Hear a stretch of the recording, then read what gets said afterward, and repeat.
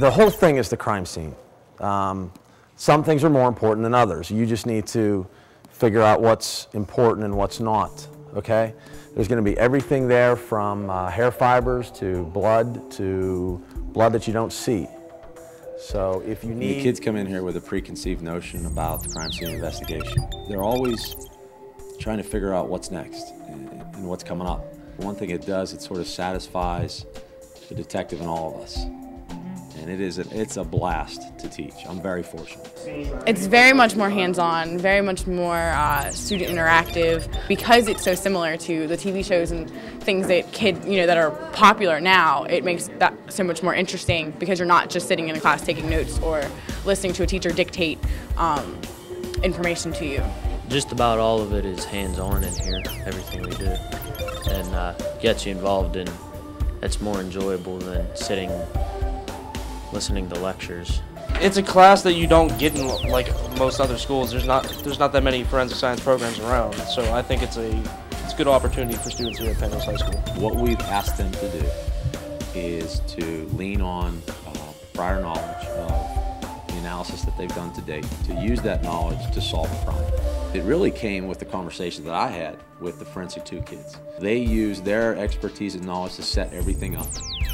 And it's evolved into a great way to use technology to communicate with each other, to sort of satisfy their needs of engagement a little bit.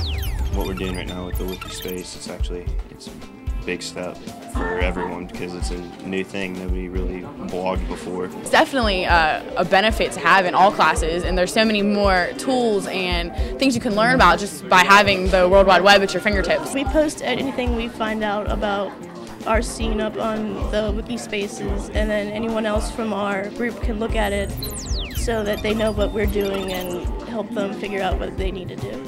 We can look on each other's sites to see what the other groups have found to try to piece together the mystery of who actually killed the victim. The added technology is definitely a benefit. They're able to combine all the analytical work. We have blood spatter that needs to be analyzed in this crime scene. There was no way to do it at the scene. There's just not enough time.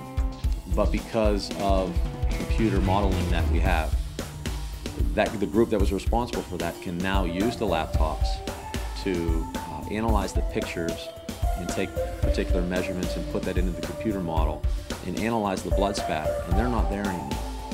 Without the computers, we'd never be able to do that. These computers have been a tremendous asset. And it's not really just the computers. We're using different websites.